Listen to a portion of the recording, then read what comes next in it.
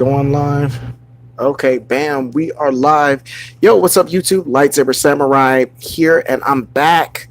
Finally, I'm still having some issues with the move, and actually, I'm in the new game room right now. I can't show it to you right now because it's definitely a work in progress, but we have made it. We have made it indeed, and yeah, so check us out.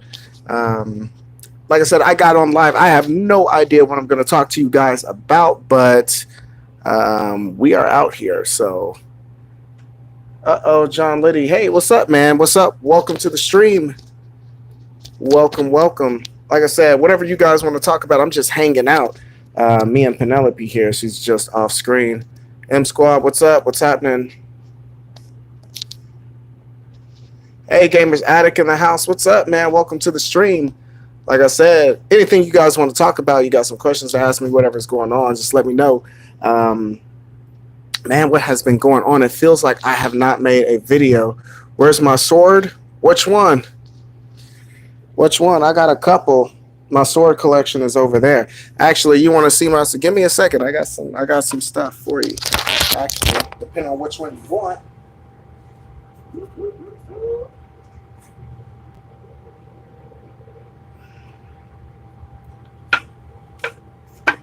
All right, back at it. Sorry, I'm holding my mic. How many games do I own currently? My collection is at 680. So yeah, 680 at the moment. So nice little shelf there. Yeah, thanks. Appreciate it. Yeah. Goodwill is our friend. Actually, I can't remember if it was Goodwill or DAV, but I paid about $10 for the shelf. So yeah, pretty cool. Like I said, unfortunately, one of my shelves broke. It's actually just off screen. It didn't make it, and that was the one. It was my largest shelf, and I needed that to hold my Sony collection. So that's part of the reason. That's part of the reason for the hang up.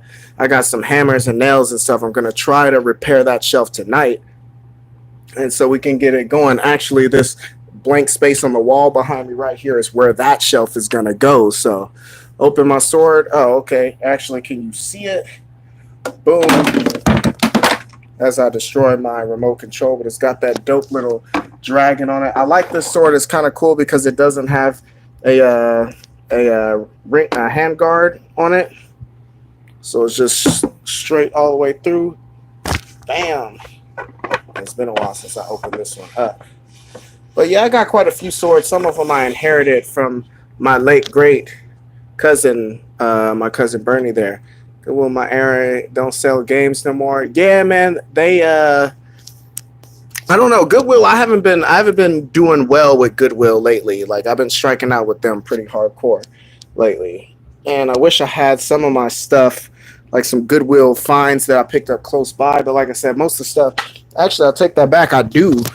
So we can start off with that. Let me show you some Goodwill finds. Like I said, some if you've been on my channel for a while, you've seen some of these before. But let's start. Like I said, there's a good one there. Mario Galaxy. You can see that nifty $3.99 sticker. And Mario Galaxy 2 actually is what this is. I haven't played this one yet. It's in the backlog. I never beat the first one. So, like, I'm not the hugest Nintendo fan. But, you know, Nintendo, they're cool. They're cool, you know. So there's one that I got. Did I get anything else on? I don't think I got anything else on the Wii, but I got a few on the GameCube. And let's see. Where's one? Oh, check this out. Metal Gear Solid The Twin Snakes.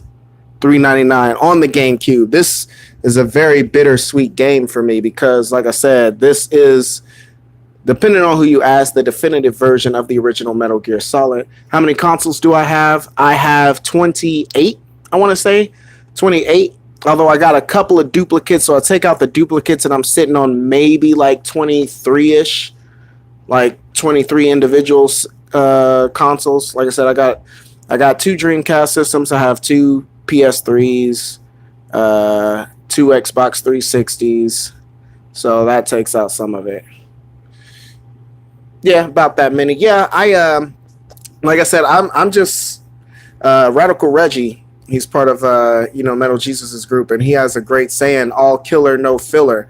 And that's basically the theme that I've had with my collection. I mean, I'm just collecting the things that I want to play. It started off with, just nostalgia, and I was just trying to pick up all the games either I missed or games that I enjoyed playing when I was a kid. And that's what it is. Early 30s, you get a job, you get a little bit of disposable income, and so that's what you spend it on. So yeah, that's what it was. And I started going back with the consoles. It was funny because how I got into, so Metal Jesus was basically the guy that made me say, it was him and GameSack, and they were the guys that made me say, okay, I'm gonna start this. Well, it was GameSack that made me start collecting again, because I used to watch their videos. Like, man, they got cool shelves and they got all their games that they used to play as kids.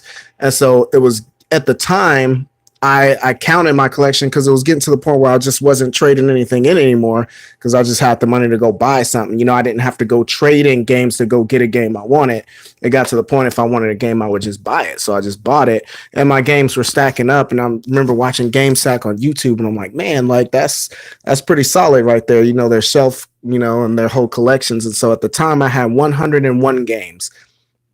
I'll never forget that. In numbers, I seem to remember numbers really well. So it was 101 games when I said, okay, I'm going to start collecting seriously. And that was in like 2016 or late 2015, early 2016. And then I got to watch a Metal Jesus Rocks, and he was the one that made me decide, like, man, you know what? Like, I know a little bit about video games. I'm going to go ahead and just start a YouTube channel. And so he was the one that inspired me to start my YouTube channel. GameSack were the guys that inspired me to start collecting again. So I have those two channels to thank, and they are two of my favorite channels on YouTube. And so, yeah, I've been collecting ever since. Started my YouTube channel in July. In July 16th, 2016. Let's see what else I get here. So this is the last one that's close by. And that's another GameCube heavy hitter, Eternal Darkness, $4. That's insane. I haven't played this game. I heard it's dope. It's also in the backlog because, like I said, I like the Nintendo GameCube, but I don't love the Nintendo GameCube. And I know I'm going to get some backlash for that, and I probably deserve it. But like I said, I just never been the hugest Nintendo fan. Crazy enough, I do not own an N64.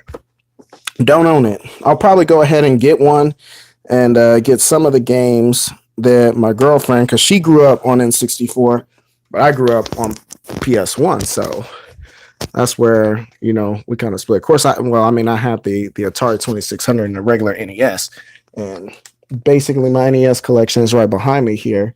So you know what? Let's do a collection. Let's do my NES collection, because that's a relatively small collection. It's basically the games I had growing up as a kid, and so. Like I said, I got a modded Wii. Actually, I got both of these Wiis here are modded, and so I got the whole NES library on that. Got an NES Classic somewhere that I'm going to have my buddy Steven at some point mod for me, and my SNES Classic. And I'll get a bunch of Super Famicom games on that. But like I said, I got a soft spot for these games, mainly just because I grew up with them. So, yeah, let's do that. Let's go through. These are not in alphabetical order, so that's cool. Get a little sip.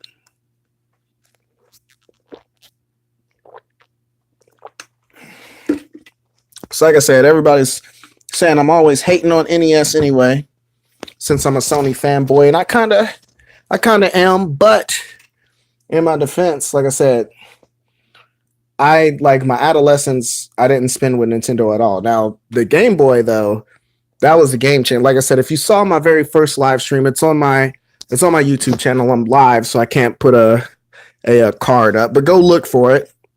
It's a live stream. I think it's called My History as a Gamer, and I talk about it.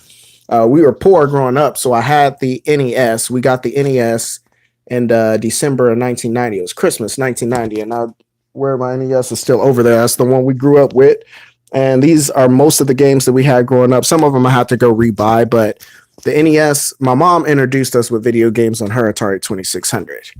So, oh, snaps, you in Florida? I am in the great state of Kansas. There is no place like home, and I'm right in the middle of the map. I bet you it's a lot warmer down there. because it is a whole 6 degrees right now.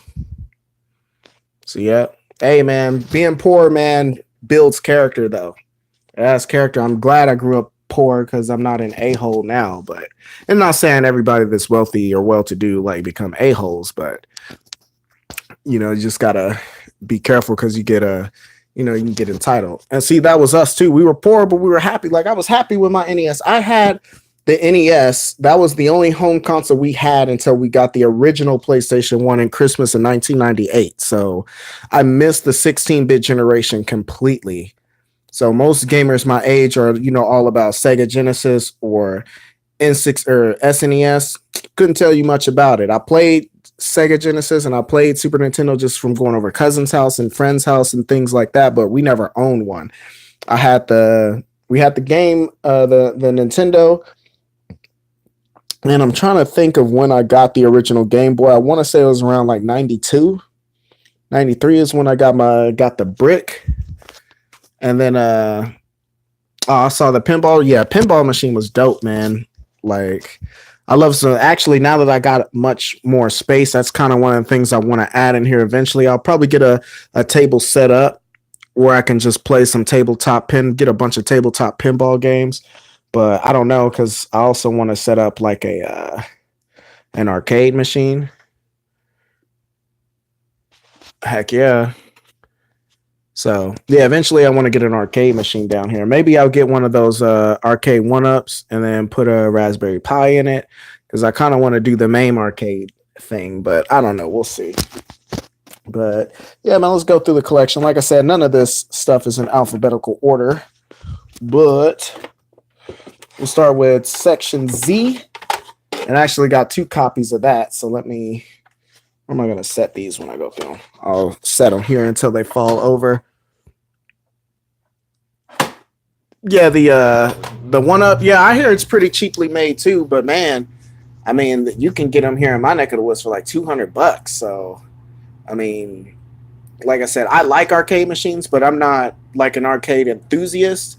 So for me, like me, I'm totally fine with emulators. Like I know. And like people I love them, like the Retron 5. I love playing my NES games on the Retron 5. But there are purists who's like, nah, we got to play it on their regular machine through the FrameMeister and all of that stuff. And I've never been that guy. I'm not taking shots at people who are like that, but I've just never been that dude. Like, just let me play the game, and just as long as it looks sort of like I remember it. And for the most part, I don't care about like if some of the pixels are warped or something like that, or like there's light ghosting and like some of the things that they point out. And it's like, just as long as it's not super laggy on the controls, like, man, I don't care. And like I said, if it looks decent, like whatever. So like I said, the Retron 5 games look good on it. Speaking of games that look good on it, we're going to start off with Capcom's Section Z. Yeah, how can you tell? Yeah, it's like, I don't know, like there are people just like snobbed out, and like I say, they're snobbed out, and I don't know, like that's a good topic to talk about. Like, should I rag on them because they're purists? Oh, my girl is calling me, right? Okay, we reconnecting. Sorry about that. You still here? I couldn't decline my girl, man. I couldn't do it like that. Let me plug in my mic back and let me get back up, and whoop.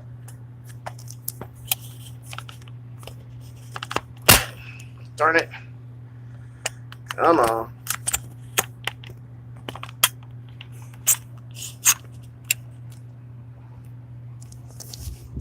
Okay. And let me slide this over.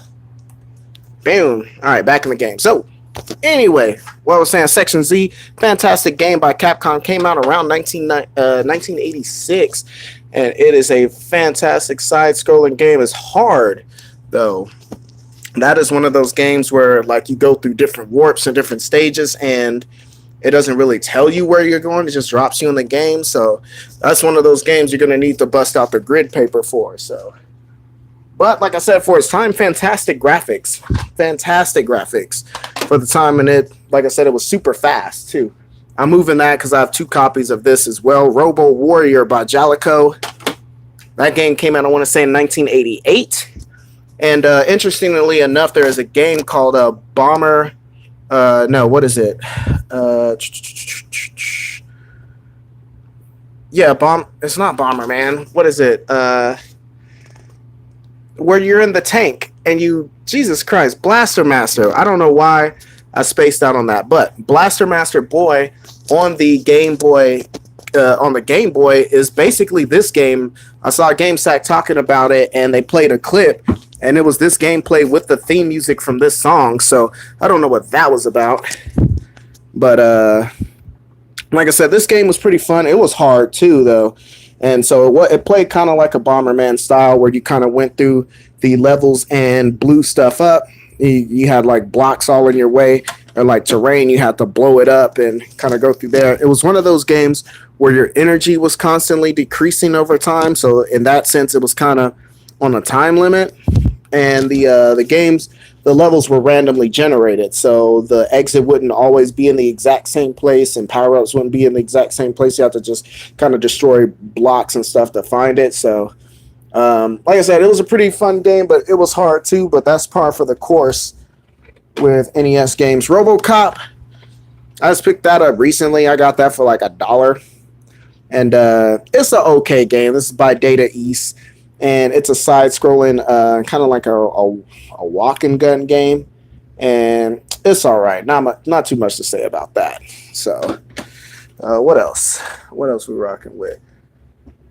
Something that's more than all right, though, is Ninja Gaiden 2, and I got Ninja Gaiden 1 here. I don't have Ninja Gaiden 3, and I've never played Ninja Gaiden 3. I'm still trying to beat Ninja Gaiden 1, so like I said, when I beat that one, I'll let you know, but yeah, these games, super hard, but they are super fun. Action platformers. You know what? Let me like my own video right here. Boom. And if you're still here, go ahead and like this video as well. Like I said, I'm sorry if I lost you guys. I had a phone call, had to take that. But yeah, just hopefully you'll drop back in and we'll keep this thing going. According to my live timer, I'm still live and still going on. So I reviewed a game. Actually, it's right here. It's called Biosenshi Dan, I think, and it was a Famicom game.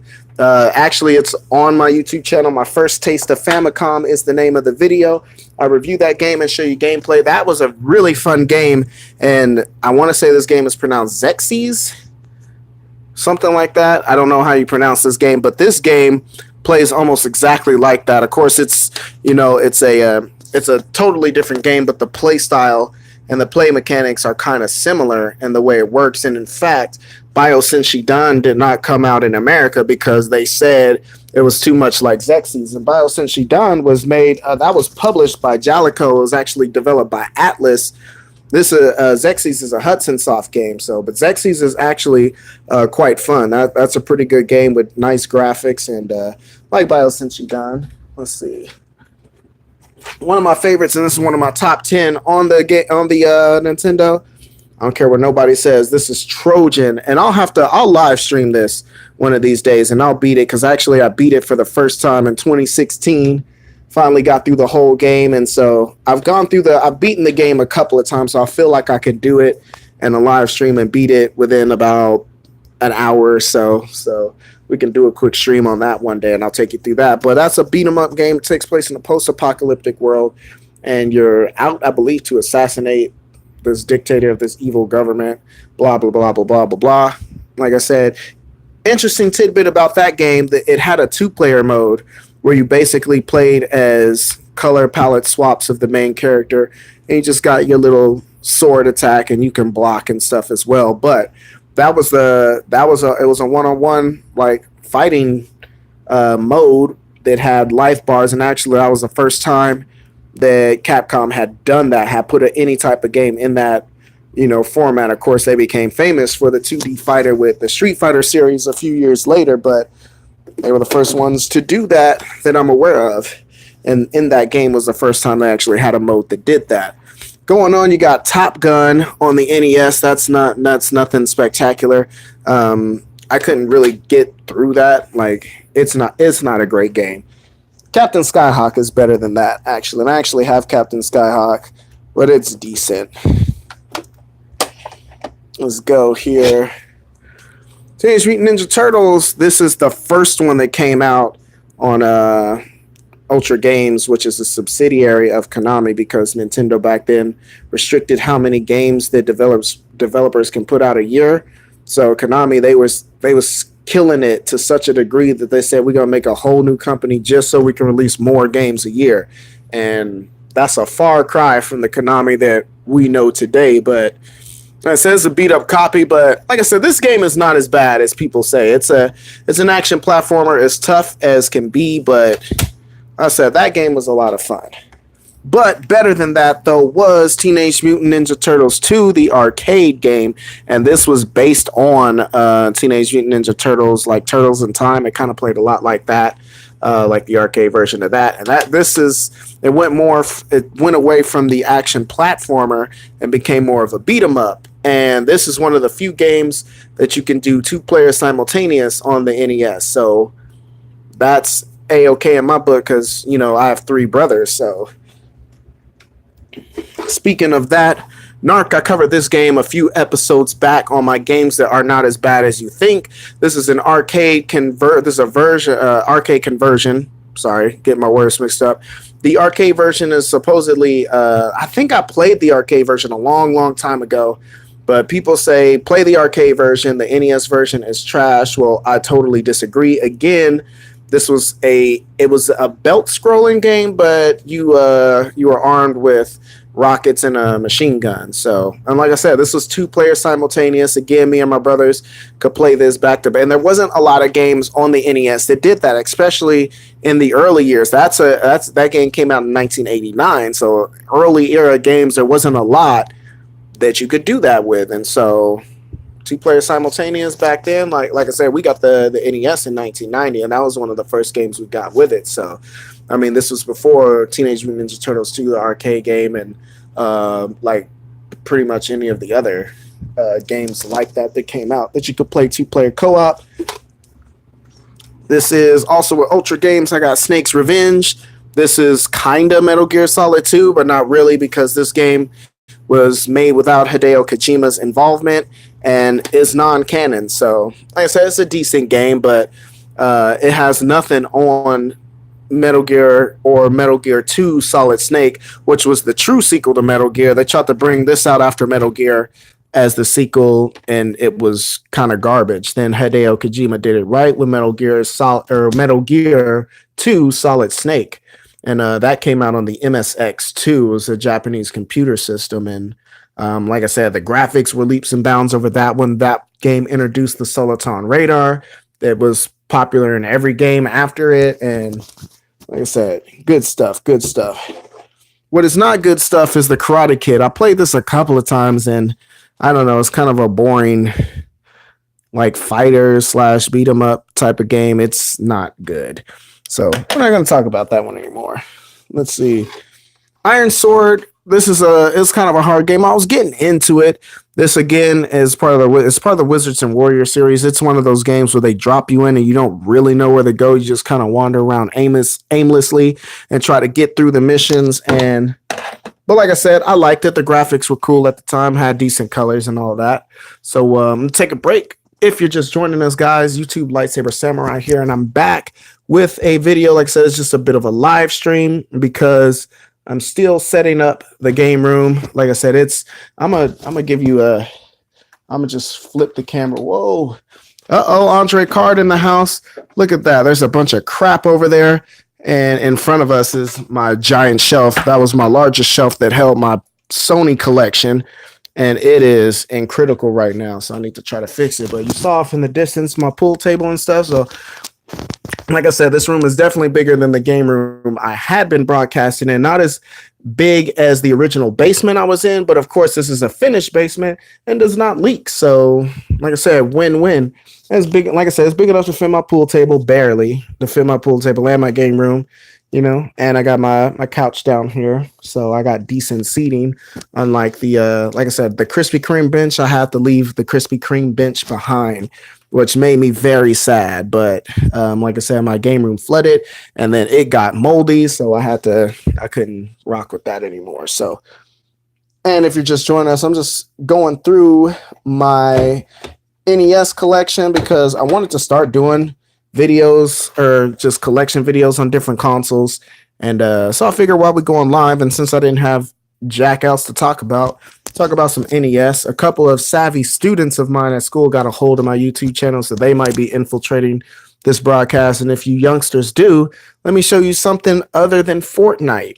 So yes, a few of y'all found out my YouTube name and y'all subscribing to me, which is cool. But like I said, this is a channel for gangsters and geeks, and gangsters and geeks, we don't play Fortnite. Well, some of us do. I played Fortnite a little bit, but wasn't that into it. Going on, I got the trilogy here of Super Mario games. I got the Super Mario Duck Hunt combo. Super Mario needs no introduction unless you're one of my aforementioned students. You might be too young to remember, but Super Mario Brothers was a game changer. That was the game that single-handedly saved, and Nintendo in general, single-handedly saved the video game market here in North America. And that at the time, it was a huge game, tons of levels, like a lot of firsts in games. That it was just, I don't know, couldn't say enough good things about it. But I could say more good things about Super Mario Brothers 2. This was the fantastic sequel, better graphics, improved graphics, improved gameplay. Of course, most of us know the story that this is actually a Famicom game by the name of Doki Doki Panic. And they actually brought out a Super Mario Brothers 2, but it looked exactly like Super Mario Brothers 1, except it was like 10 times harder. And Nintendo of America knew that, like, no, that's not the game to release. So they basically took Doki Doki Panic and reskinned it into Super Mario Brothers 2. And this is probably my favorite out of the original three, simply because it's so different from the other two. So then, of course, and like I said, it depends on the day. Sometimes I like the first one, sometimes I like the second one the most, and then, of course, sometimes I like Super Mario Brothers 3 the most. It had awesome power-ups in it. The graphics on it looked like an early Super Nintendo game. They just pushed those graphics, like that was that pushed the NES to the limit there. Fantastic game. I remember that, like the first time you got the kind of raccoon wings and you were flying and stuff. Yeah, really, Mario for the win. Like Mario 3 for the win. Like I said, man, all of them are solid titles. Like I said, I like Super Mario 1 just because like it was the first. I like Super Mario Brothers 2 just because it was so much different.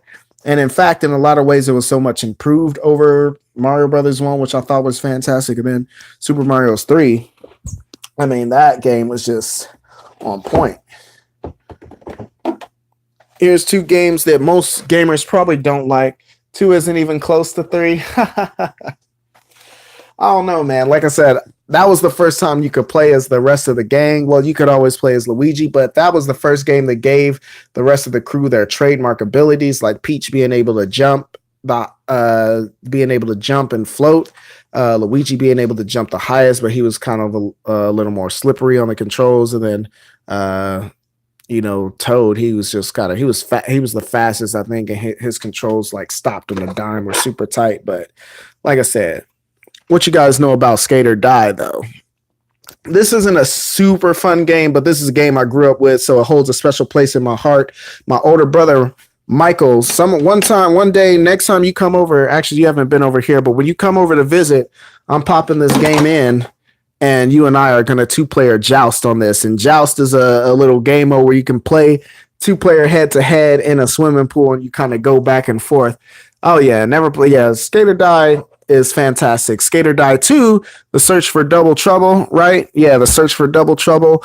It, of course, was the sequel, and I don't know if it's better. It's a totally different game than Skate or Die. The original Skate or Die kind of took place. It had 5 different events that you can play, and you can play them all together or play each individual. Skate or Die 2 was kind of like an action platformer on a skateboard. It was kind of weird, but it was cool. It was super hard. It only had 4 levels, and I got to the last level like 3 times, but I've never beaten that game. Let's see. Speaking of hard games, oh my goodness, Silver Surfer, tough as can be. This game, it had 5 levels, right? 5 levels, and then once you beat the 5 stages, the 6th stage opens up. Like I said, I had 3 brothers, so to get through this game, we basically like became like specialists on each level. Like Fire Lord was my level in particular. Like I had to master Fire Lord. My brother Marcus mastered the little crocodile dude, and I had Fire Lord and the vampire. Marcus could do the crocodile guy. My brother Michael could do the emperor and the scientist guy with the white hair. He specialized in those two, and so together, like we would just pass the controller and like, okay, like get through each section, and then it unlocked the magician guy, and then Michael always got to play that because he was the oldest. But like I said, that's a fantastic game. Not one that I personally beat, but now that I have an Advantage controller, I'm going to try to play through that game with the Advantage controller. Vaguely remember Silver Surfer. Silver Surfer was a dope game. It had nice graphics and awesome music. Like, I can hear that music in my head right now. Like, yeah, good stuff. Good stuff. Let's see. Akari 3, The Rescue. This is crazy. I didn't realize this was an SNK game. It's an SNK game on the original Nintendo, and it played kind of like a Commando or Guerrilla War, which I guess is also an SNK game. It's kind of that top-down shooter. And these games, these are the Akari Warriors games. They were always games I wanted to play back in the day. I didn't own this. I picked this up from a local retro store called Game Exchange, and I picked that up a few years back. And like I said, it was just one of those games I always wanted to add to my collection. I saw it for $10. It's doubled in price now, but you can still get it for like less than 30, cart only. It's worth it though. That is a fun game. I believe that's also 2-player simultaneous. This game, Highlight. I don't remember this game. I think this might be in my backlog. I'm not sure if I ever played it. I should play it tonight and see what this game is about. Because I don't know what this game is about, but it might be dope. Who knows? Guys, if you played Highlight... I'm reconnecting. Sorry about that. What said? You got Tiger Hell? What? I don't know what that is. Sorry if it interrupted my phone. It crashed for some reason. Don't know what that was about. Let's see. I got a few left. Got Double Dragon 2. Double Dragon 2... I thought it was better. It was definitely better than Double Dragon 1. As far as I'm talking simply the NES, because it was better with the graphics. Like, it can have more characters on screen. There wasn't all the glitching and the what am I trying to say? It wasn't all the sprite flicker, if I can remember correctly. But this was the one that had the kind of wonky controls where you press like, was it A to punch and kick left, and then B to punch and kick right. So you didn't really turn with the. So guys, I don't know what's going on. My stupid phone keeps closing the app and keeps kicking me out. I don't know if my internet connection is trash down here. Yeah, it's buffering. Yeah, that's because I don't know, like it stops. It'll crash and say unfortunately it's crashed, and then it'll let me resume and reconnect, luckily, where I was before. So dang, let me get through this, I guess, because this is whack. Like, I don't need this in my life. All right. Last few games, I got Captain Skyhawk. Like I said, that was a top-down shooter. I remember seeing that game on there was a retailer back in the day called Children's Palace. Children's Palace was my jam when I was a little kid. Way better than Toys R Us. But they used to have these promotional like VHS tapes where they show you all the upcoming stuff. And I remember Christmas in 1990, it was all about NES, and it was talking about all the games that was coming out. And I remember they showed Captain Skyhawk as one of them. And I thought that game looked so dope back then. Never owned it as a kid, but when I saw now that it's basically one of just the common games that you can get, I went ahead and snatched it up for $5. So yeah, exactly. Children's Palace, yeah, it looked like a giant castle. Yeah, man, Children's Palace was legit. Like, people don't remember, man. I'm glad that somebody remembers Children's Palace, because yep, that was it. Forgot the name of that store. Yep, Children's Palace. And like I said, it was crushing Toys R Us back then. But of course, like Toys R Us and Walmart put Children's Palace out of business, unfortunately. But yeah, so Children's Palace, good stuff. Getting down to the wire here, Abadox, The Deadly Inner War. This is another side-scrolling shooter. plays excellent with the Advantage controller. Again, this is another game, awesome graphics, and it was made by actually Milton Bradley. And speaking of Milton Bradley, so was Captain Skyhawk. So Milton Bradley, they made a bunch of like weird children's board games like Mousetrap and stuff. Like actually, Mousetrap was dope. So, you know, respect to Mousetrap. But like I said, they made toys and wanted to get in the video game business. And so Milton Bradley briefly in the 90s started making video games. And those were two of the games they made. Captain Skyhawk, not that great. Abadox is actually a pretty decent game. So yeah, and like I said, I don't know what other titles they have under their belt. If you guys know, let me know in the comments, and I'll check them out. But yeah, there's somebody trying to get in the game, and last two games are from Sunsoft. The first one is Batman, and this was the first good superhero game that I played. Like the graphics on this were excellent. It was hard. It was a action platformer, but Batman is fantastic. It was one of those games where you really had to learn the patterns of the bosses and just the patterns of the different enemies. You had to have the right weapons because you could punch enemies, but like I said, all his other weapons were ranged, and that's where it was at, and that made the game a lot easier. You have the little wall jump that you have to master, like right away. But like I said, that was a good game. Nice graphics, awesome music, and possibly my favorite game on the NES, also by Sunsoft, Blaster Master. And this is a game that I just recently got within the last couple of years. I didn't play Blaster Master or own it as a kid, but I saw it I saw it in a GameStop or a GameSack episode. I'm like, dang, that game looks fun. So I went back and picked up Blaster Master, and man, the really cool thing about Blaster Master is the different types of gameplay, where it was like either you're in the tank, side scrolling in the tank, and then you can get out of the tank and drive, walk around as your little guy with his little pea shooter that can still take out like any enemy in the game. Ooh, look at the finesse. Oh, it don't matter even if I drop the ooh, boom. Yeah, Blaster Master was my jam. Oh, almost, look at that, finessed it. Like I said, even if I did drop them, they NES cards, so they still gonna work. My NES carts were sitting low. I don't know, like I said, longtime viewers of my channel will remember when my game room flooded Metal Jesus style like 8 months ago. But unlike him, I actually lost some games. I had some stuff destroyed. And maybe he did too. I don't know if he did. He didn't talk about it that I can remember. But yeah, I lost some games. And actually, oh no, there went my 3DS. But yeah, almost all my NES games got wet, and all of them work still. So I had a couple of PlayStation games that got wrecked in that. Boom, there we go, ladies and gentlemen. I just dropped that on this wooden floor, and I guarantee you they still work. So I cringed a little bit, but at the end of the day, I'm not tripping. Dang it, I swore I was going to put those up without dropping them. Congratulations, I played myself. Damn. Yeah, y'all laughing at me. Y'all saw that? Damn. Okay.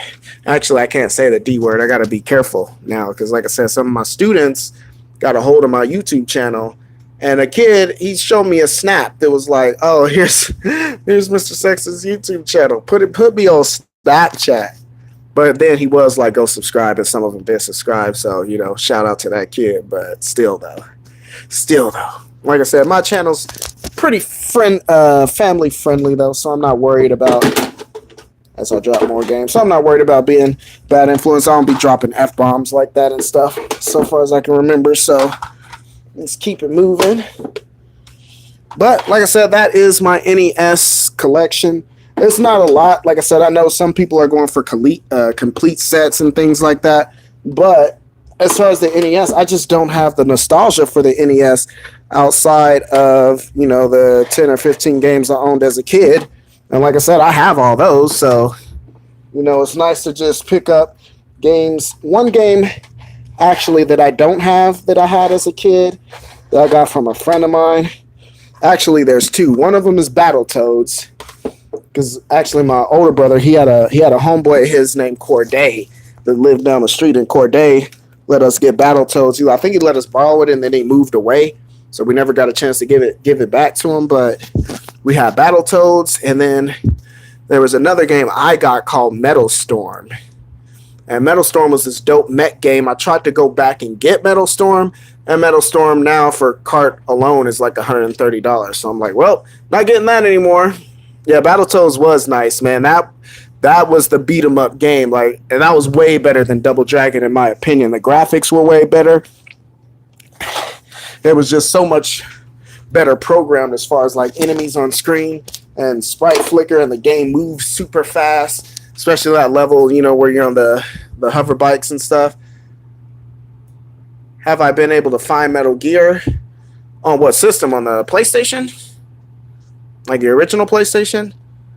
Because yeah, I have it on the original PlayStation. I got me a black label, but it's the same black. Yeah, it's the same. It's the same disc. NES. Nah, I've got Snake's Revenge. So Snake's Revenge was actually the only one that came out on NES, and most people will say that Metal Gear started on NES, and that actually is not true. Metal Gear, as we know it, started on a Japanese computer called the MSX2 that Hideo Kojima was programming for. And so Metal Gear and Metal Gear 2 Solid Snake, its direct sequel, came out on the MSX2. And that one, Snake's Revenge, that was made by Konami and didn't have anything to do with Hideo Kojima. It's not canon at all. So, like I said, yes, that title exists, but I almost don't count it because, like I said, it's not part of the official canon. Hideo Kojima didn't have anything to do with making it. He's the creator, but he didn't have anything to do with that. So to me, it don't count. But like I said, it is there. Actually, their first appearance on Nintendo was either the Twin Snakes or it was with a Metal Gear Solid on the Game Boy Color, known as Ghost Babel in Japan. And so in that one, that's a dope game. That one's expensive too now, but that's a fantastic game. So yeah. But yeah, as far as I know, and I could be wrong on that, guys, feel free to correct me if I'm wrong, because I might be. But so far as I know, that Metal Gear only existed on the MSX2, save for Metal Gear Snake's Revenge, which is not part of the actual canon. So, but yeah. I'm trying to think. Like, I'm trying to get basically like all the Metal Gear games, because that is like my favorite series. There is one on NES. Like I said, it's like Snake's Revenge. I don't know if there's a port, but this is the one that I'm aware of. You played it?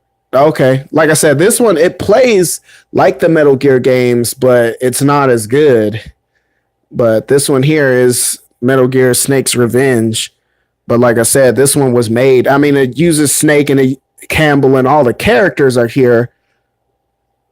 Not Snake's Revenge. Yeah, I don't know. I'm gonna have to Google that. So yeah, it must be maybe they did port one of the MSX versions over to the NES, which would be dope because where are you gonna get an MSX computer? So yeah, that would be awesome if they did. But of course, you can always mod it. You can play it, of course, if you get what am I trying to say? The subsistence version of Snake Eater on the PS2. Oh my God, this buffering is killing me inside. Man, it just crashed again. So I don't know what's going on out here.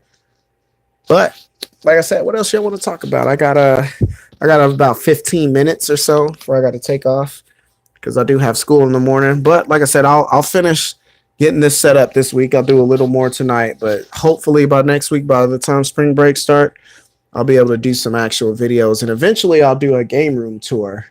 But I don't know. I might wait till I get some more subscribers for that.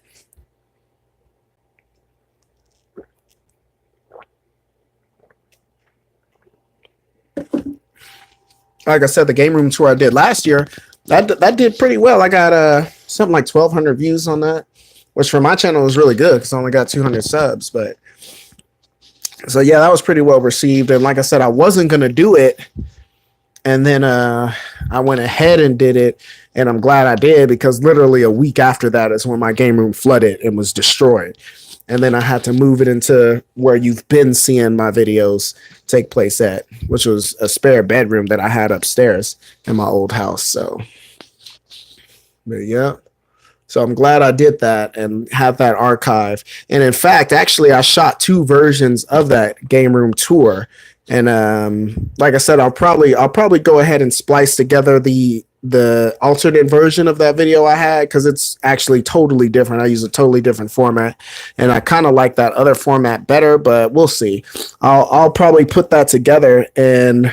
I'll post that on my Facebook page. So for those of you who don't know, I am on Facebook now. You can search Lightsaber Samurai on Facebook, find my page and like it, because I put videos on there that I don't put on my YouTube channel. And also I do, just a bunch of posts and pictures. And that's how I've been mainly keeping up to date. So if you've been following my Facebook, then you know that I was going to come on tonight and stuff. Actually, you don't, because I was going to come on yesterday, but then I was exhausted because I had to finish cleaning up the old house, trying to get that deposit back. And so, yeah. But I've been talking with everybody on there, keeping up to date, posting pictures and stuff of the progress and all. And yeah, so definitely check that out, because that will have exclusive stuff that you can't get on the YouTube channel, and then vice versa, because the YouTube channel, of course, will have the stuff that you won't see on the Facebook page. Although I'll always leave links to my YouTube videos on my Facebook page. So there's that.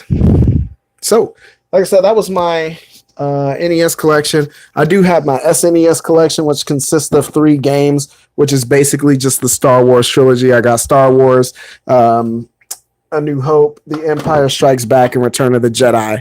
And those are the only physical SNES games that I own. So I won't be doing a review, or I won't be doing a collection video of those.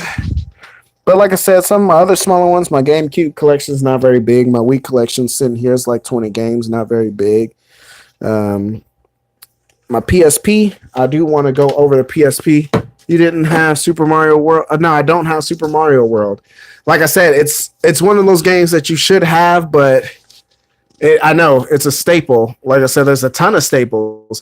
But like I said, I have an SNES Classic, that has it on there. I've got 2 Wiis that are modded that have the SNES library on it, so they're on there. So I can play the game easy if I wanted to. It's just that at this point, I don't see like going and buying, spending $20 on it. It's about card only is about $20 nowadays. Like I said, if I found it and a lot of some other games I wanted, I got on a cheaper garage sale, then I go ahead and snag it. But I'm not looking for it.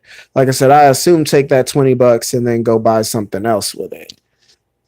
Probably a PlayStation 1 game. So, what I'm saying? I can buy extra fight stick or something. But so yeah, like I said, I'm just not really. I don't know. Like I said, I don't have the nostalgia for the SNES like that, because I didn't have it growing up. Put my feet up. So, but yeah. So like I said, guys, I appreciate y'all coming to join me. Like I said, it's actually only been a week, about a week. It's been like 9 days since my last video dropped. But like I said, this was the year that I was going to be more consistent. I've been really good about giving you a brand new video every week. So I wanted to make sure I live streamed before my last video got to the 2-week mark. I still don't have internet set up here. I actually got the internet guy coming tomorrow.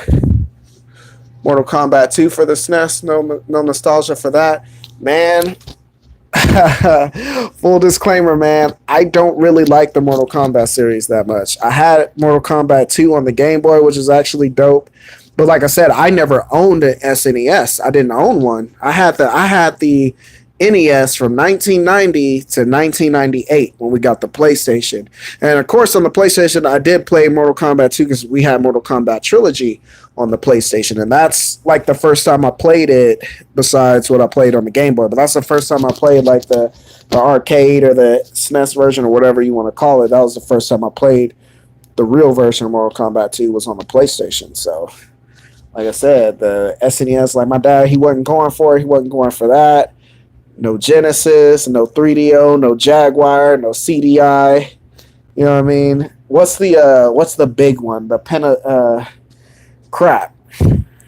I'm trying to think. Of course, we didn't get the Turbo Graphics neither. What's the big one though? The laser disc. It wasn't the CDI, but it was the other one, the other laser disc one, where they had the modules in it that you can pop in. I think it was called the Laser Active. I can't remember, but none of that. No Sega CD, no 32X, none of that. And like I said, it came down. Turbo Graphics, yeah, man, the Turbo Graphics 16, homie. Like I said, the Turbo Graphics 16, it wasn't really popping in the U.S. like that. It came out in the U.S. and then in Japan it was known as the PC Engine. But actually, I remember hearing about the Turbo Graphics briefly, and then I forgot about it. And then I got to watching GameSack, and it was Joe that put me on the Turbo Graphics because he's a huge a Turbo Graphics fanboy. Hold on real fast. I'll be right back. Hold on real quick.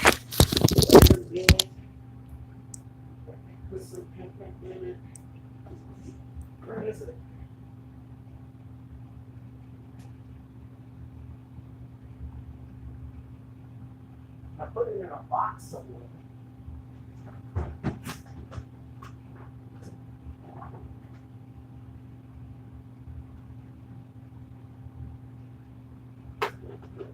All right, I'm back. It didn't kick me off, did it? Okay.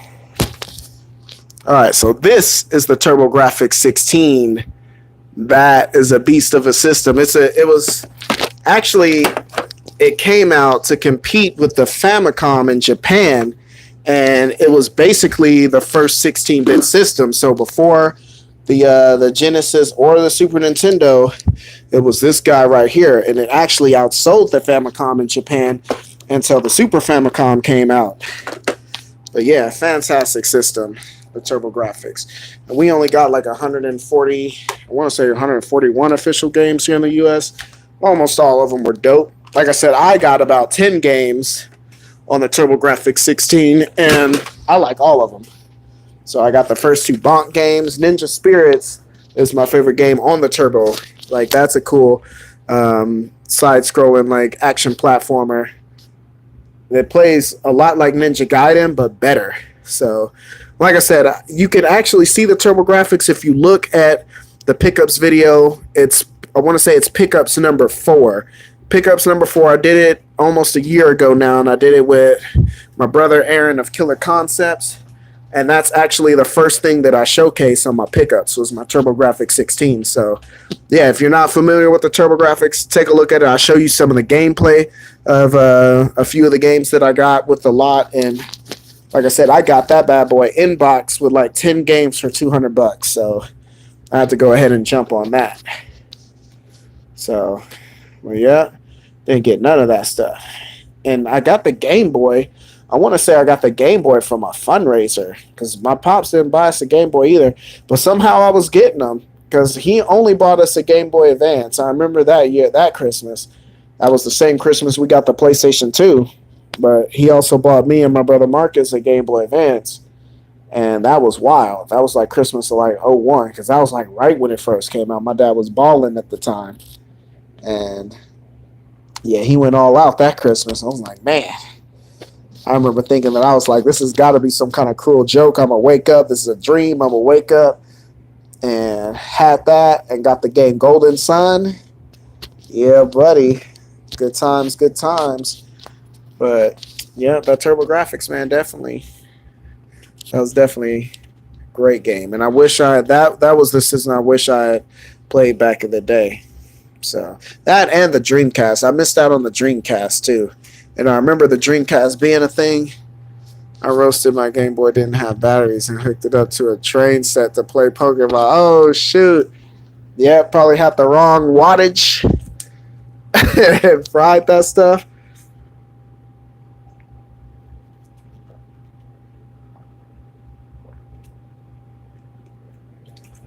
Yeah, I'm trying to think. I don't remember where I got the Game Boy. Like, I'm pretty sure I got a Game Boy Pocket from a fundraiser. Nah, you know what it was? Kool-Aid. We got it with Kool-Aid points. That's what it was. Yep, that's what it was. It was like 3,000 Kool-Aid points to get that. Heck yeah. Then Black Smoke came out. Oh, yeah. Super fried it. Somehow got a Game Boy Color. Don't remember how I got my Game Boy Color, but that was what I played Pokemon on. And the Game Boy Color was so dope. Like, I love the Game Boy Color. It had like the Game Boy Pocket, it had such a nice crispy screen. And I just wish it was backlit. I would like to have a Game Boy Color. Actually, I got a Game Boy Color, but I like to take it and mod it and backlit like the screen. So it looked like a SP. That'd be dope. But yeah. Yep, love the Game Boy. Love Pokemon. But yeah. So, well, shucks, man. I enjoyed talking with y'all, but I probably better get off here because I've got to unpack a bunch more stuff. And I have school in the morning. I think it's going on like 10 or 11 o'clock, so I got to get to bed soon, too. But if you like this content, go ahead and like and subscribe if you're feeling sexy. Also, don't forget that I'm also on Facebook now, Lightsaber Samurai. Find me on Facebook. Like the page. Like I said, it's going to keep you up to date on some stuff y'all don't know about. Andre, take care, bro. Like I said, I'll be on it a lot during spring break because unfortunately my girlfriend's leaving to go to Seattle with her friends, and she gonna leave me here all by myself. Whatever, fine. Nah, it's all good. But like I said, that's just more live streaming for me. And like I said, it'll be spring break, so I won't be at work at the school. I also work at the hospital. I got a side gig as a newborn photographer. So I do take pictures of little babies, which is actually a fun job. So I'll be doing that a little bit next week. But for the most part, I'll be here at the house with Penelope, setting up the game room. So I am going to find the button that takes live off. And we will sign this bad boy off. But like I said, thank you for watching. Thank you for subscribing. And please subscribe because I'm at about 250. I'm trying to get to 300. Like I said, I will definitely have a new video for you next week, if not sooner, with a stream or something. Like I said, my internet's getting set up tomorrow. So, yeah, we will be back with the videos. Like I said, I apologize for that hiatus, but moving is a B word. So, that's all I got for you. Lightsaber Samurai out. Peace.